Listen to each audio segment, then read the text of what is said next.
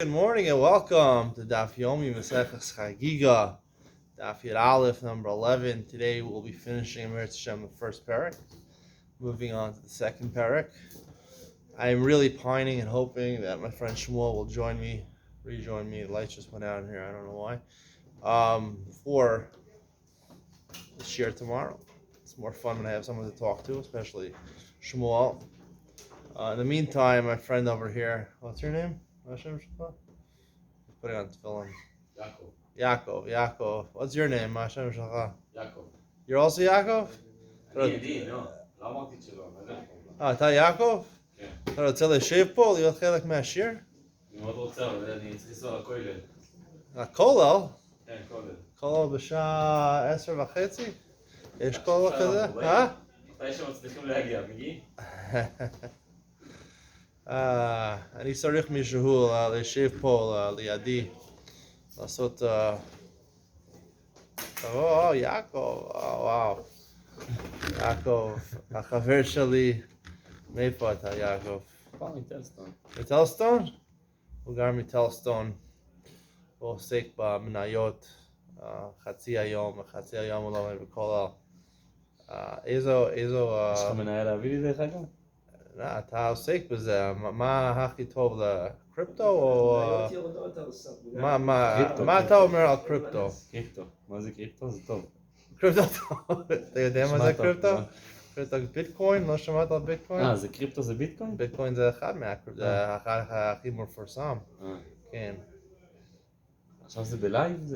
יעקב יש לו 10 ביטקוין בכל מדינה שהוא גר שם. יש לו בתים בחמש מדינות, בארצות הברית, בקנדה. זה בלייב אבל או שזה מוקלט? זה מוקלט, זה לא לייב. לייב. זה לא לייב?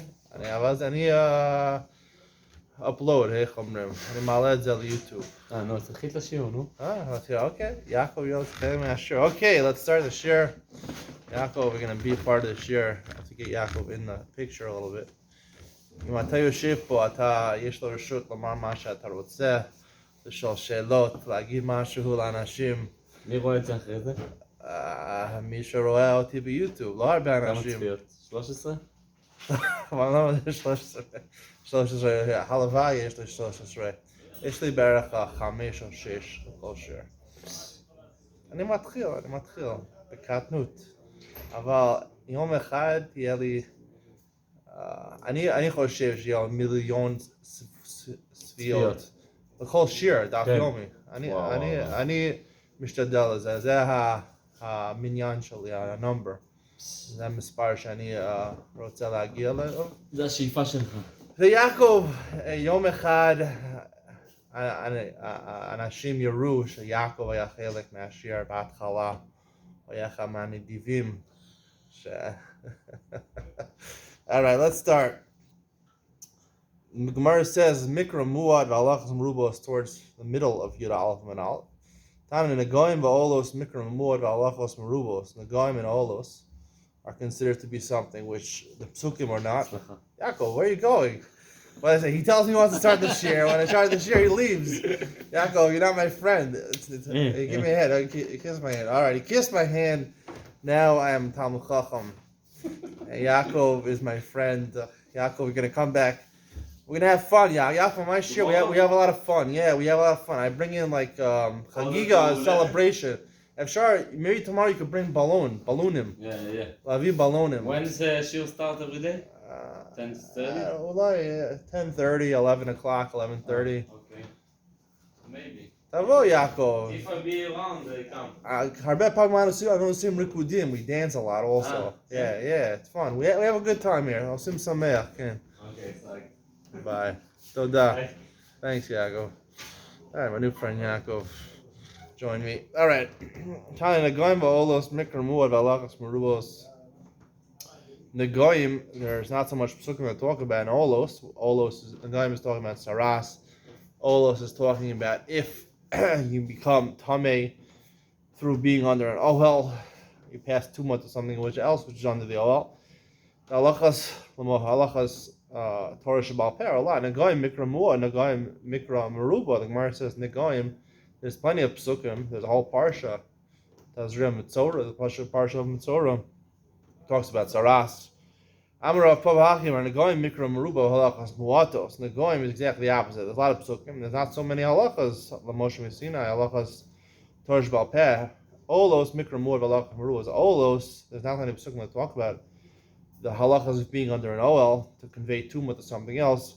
Halachas Merubas. There are a lot of halachas. The whole Masechah Olos, Masechah Olos. I think it's like 20 prakim. It's a lot of prakim. What's the difference? If you're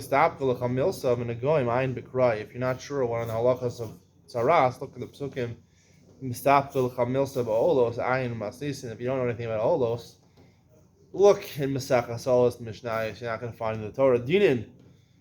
Now, all these things in the Mishnah, it says these things. There's a lot of scriptural proof for these things. Mashma from the Mishnah that even though there's a lot of support for them, it's not exactly explicit 100%. Versus Dinin Michtav Ksivin, most of the bigger the framework for Dinin Mammon, this is really explicitly in the Torah. It says, Im Shor Nagach Mitmoshel Shom. If it gores you 2 times or 3 times, Machlokas, what speaks in a Muad, whatever, it's a Machlokas. Alright, Michtav Ksivin, it is written in the Torah. It's needed to teach me the din of Rebbe. And sound your Rebbe, Omer Nefesh Tachas, Nefesh Mammo. The case is talking about a case where someone tries to kill another man. By accident, he kills a woman who is a bystander. So the Rabbanan say, you're Chayiv Misa. You had called amazing, you intend to kill, you're a murderer, you're Chayiv Misa. Rebbe says, no, you didn't intend to kill that person. So therefore, only you pay Mammon, you pay the value of the woman to her family.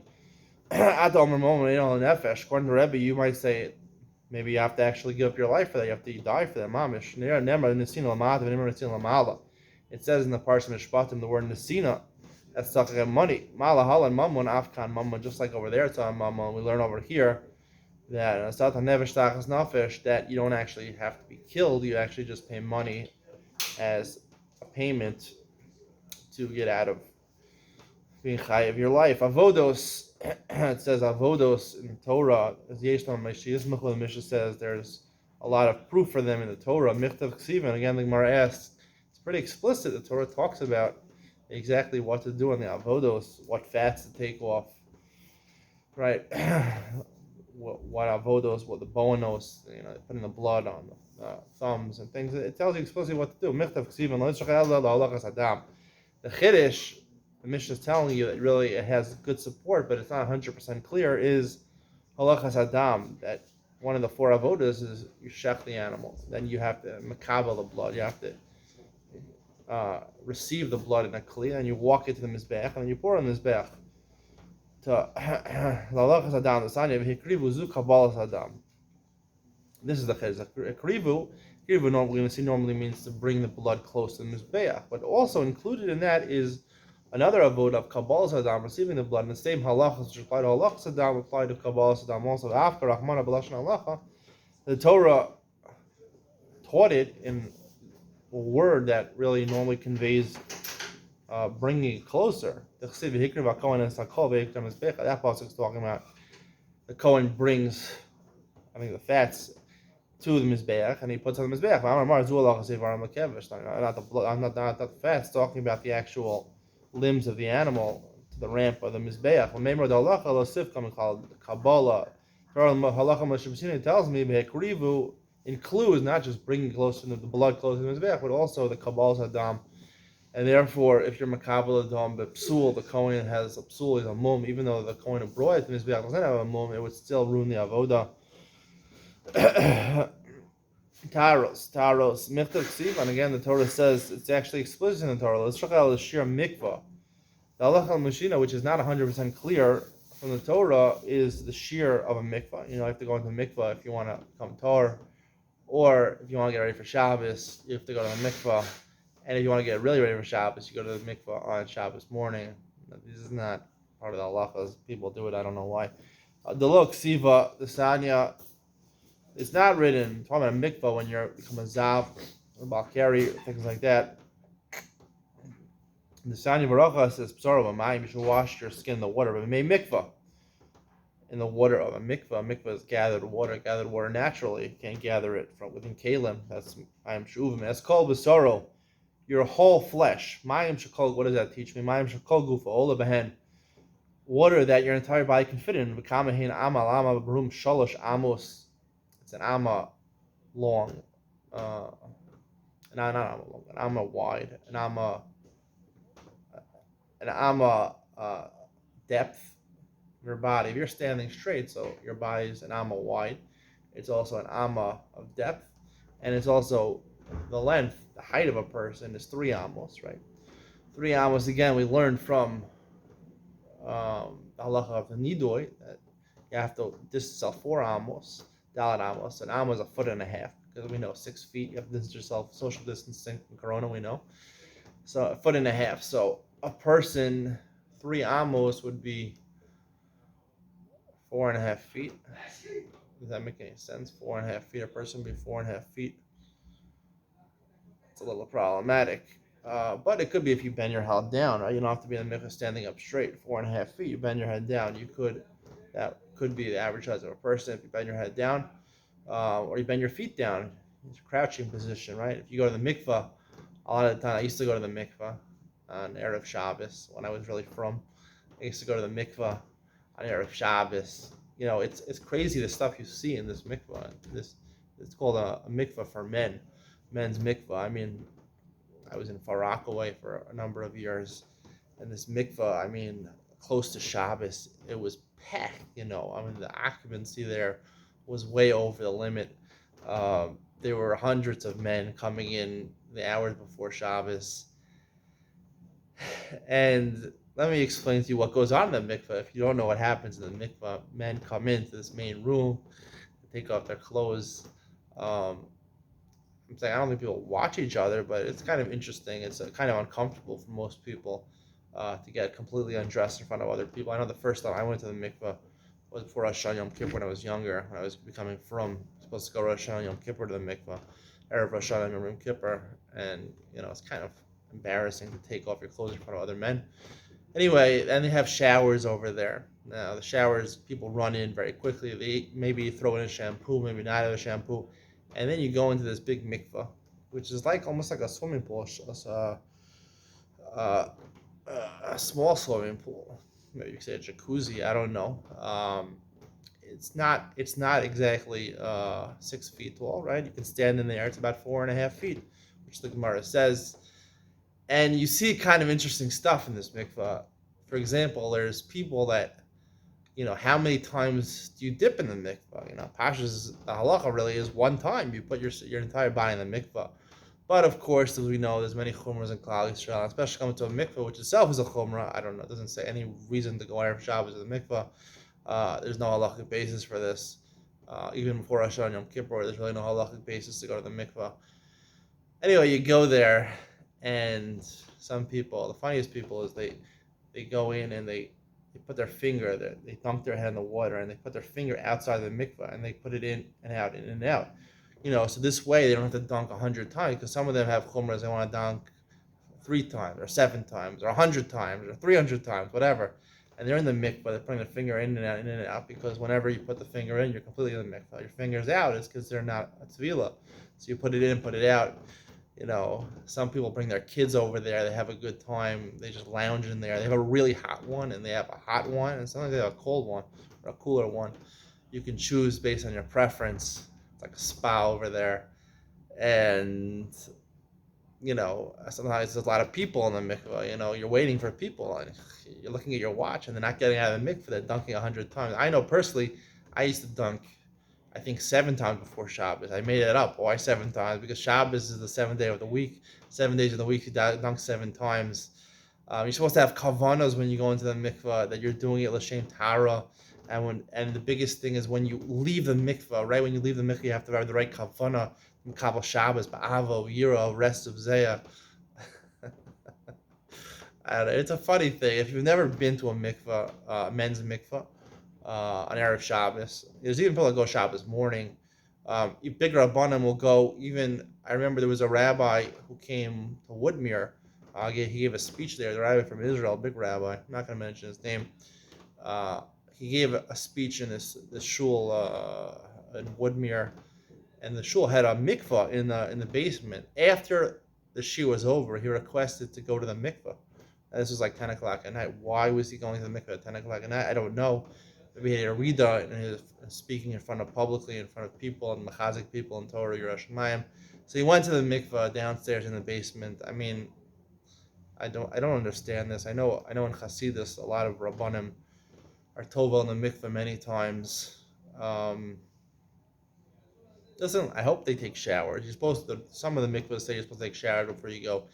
I don't know if people always take showers. When the last time they took a shower, they're going in the same mikvah. You're sharing the mikvah with them. I don't know how sanitary it is, but you know what? For the sake of kedusha, it's worth it. You feel like a different person over there. I even used to go. There was a time I was even going almost every morning. I tried to go every morning. A lot of people go every morning. It's kind of crazy. I even had a professor once in college. I took this course at Turo. I went to YU University, but I took a summer course in Turo, and Turo College is, has more frummer teachers. They had some, and some rabbanim. There was even a rabbi who gave a class to me. It was like the hardest class. I did experimental psychology. I majored in psychology. And, I went to the summer class because it was easier at Turo. YU was harder. The Turo is easy. He basically gave the answers before the tests. I'm not saying they do this at Turo all the time. Maybe it was only years ago. It was only one teacher. I don't know, he basically spelled out what he was going to ask on the test. But one of the things I remember from this guy is he had a long beard, and he said he wasn't really from anymore. Exactly opposite. He wasn't from for many years, and then he became from. And he told us that I was astonished by this. I was like 20 years old. He said he goes to the mikveh every morning. He lives in Flatbush, Midwood. He would go to the mikveh every morning, and he would dunk in the mikveh. I was like shocked. But you know what? 5 years later, I found myself doing the exact same thing. I was dunking in the mikveh every morning. 5:30 in the morning, I wake up early. And I wasn't the only one there. There's a lot of people. It was like 10, 20 people. People go every morning to the mikveh. Listen, if you take a shower, you feel good after you take a shower. You dunk in a bath, you feel a little better. I mean, is there extra kedusha? I don't know. Anyway, it's a whole world out there in the Haredi world, in the Hasidic world of the mikvah. If you're not familiar with this mikvah, idea, it's well understood. I mean, it's commonly. I never heard about this mikvah idea when I was growing up as a modern Orthodox kid, but when I entered the Haredi world, it is a staple of Haredi and Hasidic worlds. The men's mikvah is kind of crazy, but you have to go and check it out yourself. Go on Erev Shabbos, an hour before Shkia. Check it out. It's crazy. It's helter-skelter over there. Some people pay, some people don't. You're supposed to pay. Maybe people sneak in. I don't know.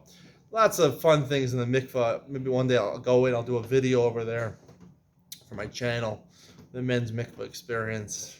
Obviously, I won't show anything that's inappropriate. All right, let's continue. Anyway, so the shear for a mikvah, that's not mufurish in the Torah. The shear is 4.5 amos high, 4.5 feet high, and 1.5 feet depth and 1.5 feet width. Because that's 1.5 feet is approximately half a meter. Half a meter is, you could sleep on a bed that's half a meter. My bed personally is 0.8 meters, which is very small. The average bed is 0.9 meters. 1 meter is considered to be a big bed, a full bed.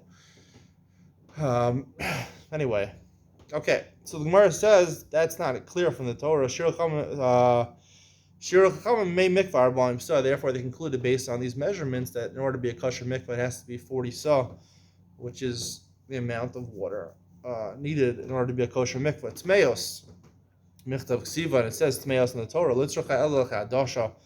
Teach me the halacha in order for sheretz, adasha min sheretz, in order for sheretz to make you tameh, part of a dead sheretz, it has to be the size of a lentil.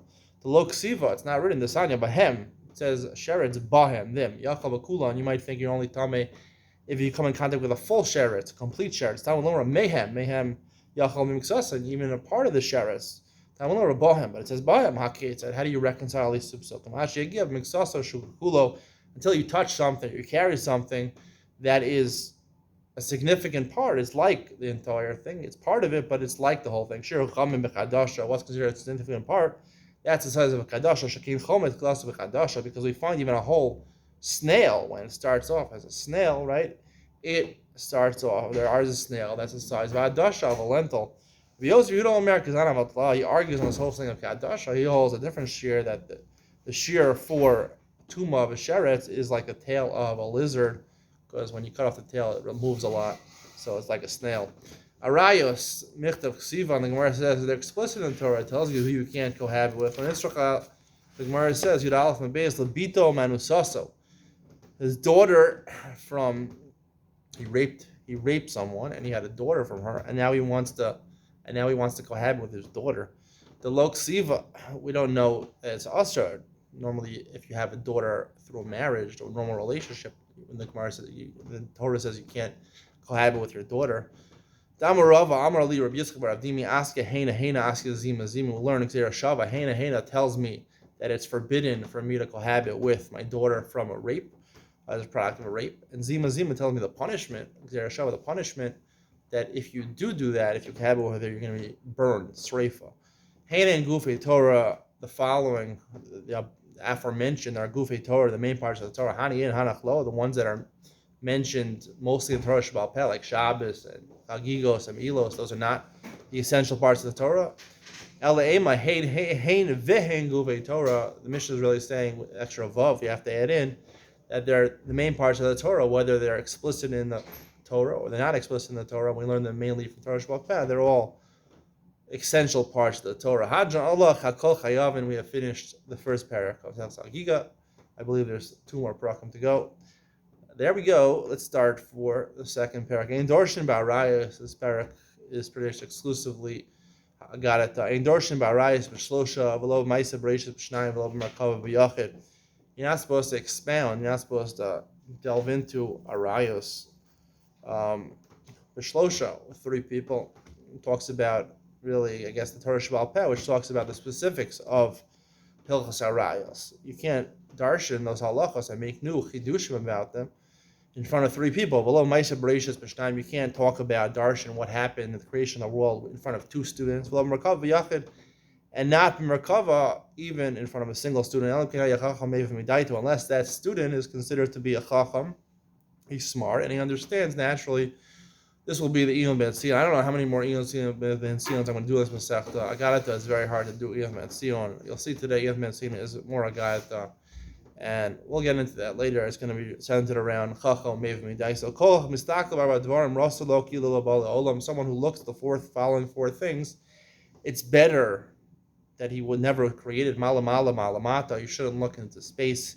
You shouldn't look under the ground, drill under the ground to go to challenge your deep. You shouldn't go drill to the center of the earth. Malifnim Malachor. You shouldn't look what happened before this world and what's going to happen after this world. You shouldn't contemplate these things. You're wasting your time. You're not going to figure these things out. Anyone who's not careful in the kavod of his creator, of Hashem, we'll see what that includes. It's better that he didn't exist. Amart Bereisha, it's the Gemara immediately asked. It says originally in the Mishnah, you shouldn't teach Merkava in B'Yachid. The Gemara assumes Merkava B'Yachid means even a single person shouldn't learn about the Merkava B'Yachid. But then it gives a heter. It says that you're Chacham Mev Midaito. So the Gemara says Chagigah Ein Darshan B'Arayis Lishlosha with the lam and Lishlosha. Or not Darshan B'Arayis 2-3 people. Below Ma'aser Merkava Lishnayim 2 people. Merkava B'Yachid. You can't darshan Merkava to a Yachid. Unless that Yachid, that person you're teaching, is considered smart and Mev Midaito and understands naturally. But of course, you can darshan Ma'aser Merkava. And if you're not Chacham Mev Midaito, there's nothing going to be hurt by that, because if you know what you're talking about, you know what you're talking about. If you don't know what you're talking about, so you don't know what you're talking about, you're not losing anything, you're not going to make a mistake. Ein darshan B'Arayis B'Shlosha. You don't publicly teach about the Arayis to 3 Talmidim. My time, Ilay Mishum Dechsiv, Ish as Kol Sher B'Saro. This is a pasuk which talks about a general injunction against not committing Arayos. Ish as Kol Sher B'Saro. Ish Trey. It says the word Ish twice, which means 2 students. Sher B'Saro. Chad. Sher B'Saro is reference to 1 person. Arachman Lo Sikruvu Legalas Erva will interpret that means don't come close to them to explain, to reveal the Arayos. El Ma'ata. So the Gemara challenges that. It says ish ish shouldn't curse Hashem. Ish ish or ish ish shouldn't give their child to Molech, to this god, to pass into the fire. Hakanami, also teaching about these things is prohibited. It doesn't say that in the Mishnah. The word, the double language, ishish, is coming to tell you that goyim are also Hashem. They're not allowed to curse Hashem. Al avoda zara ki Yisrael. They're also not allowed to do avoda zara like Yisrael. These are part of the Zayim Mitzvahs Bnei Noach. Hainami b'ayilei l'rabos hanachrim, also ishish legalas erva. Shemuz harna al arayas ki Yisrael. The arayas apply. Also one of the Zayim Mitzvahs Bnei Noach. Elam nechsiv v'shmartem es mishmarti. So it must be from the pasuk. V'shmartem es mishmarti. V'shmartem trei. V'shmartem is plural. It indicates two people. Mishmarti chad. This is a pasuk also by arayas. Mishmarti is one. Amarachmanu lebilti asus mechukos atova sa'ila. In order that you should do, it's talking about teaching them. In order that you shouldn't do of these abominable statutes. When it says you should watch the Shabbos, you should watch the matzah, you should watch not going into the Mishkan. Also over there, it talks about teaching these things in three people is forbidden. It doesn't say that in the Mishnah. It's not talking about the halachas of arayos, which says in Mezachas Yevamos and Kedushin, other Masechtas. It's talking about the sodos. Sisrei Arayas, I guess would be referred to the Kabbalah or something like that. Beshlosha, you shouldn't teach the Maitar Svaru. It makes sense. It's not from Sukkim, it's just logical. Beitrek Yas becoming Rabbi. If two people are sitting in front of the Rebbe and he's explaining Arayas, Chachaki Utari Bahadi. Rabbi, what's going to happen is one person is going to start discussing it, asking questions with the Rebbe. Idach Matzli Udne Legmara. And the other student is going to stand there. He's going to have no one to talk to, so he's going to listen intently to their discussion. Plus, he's teaching the three people. One student is going to have a back and forth with his Rebbe. The other two are going to be distracted. They're going to start talking to each other. They're not going to say what the Rebbe is saying. Is going to come to permit things which are Asur Arayas. Also, if it's true, people are going to make mistakes. If you teach three people at the same time, so you shouldn't be able to teach anything in the Torah. So where it's Arayas shine,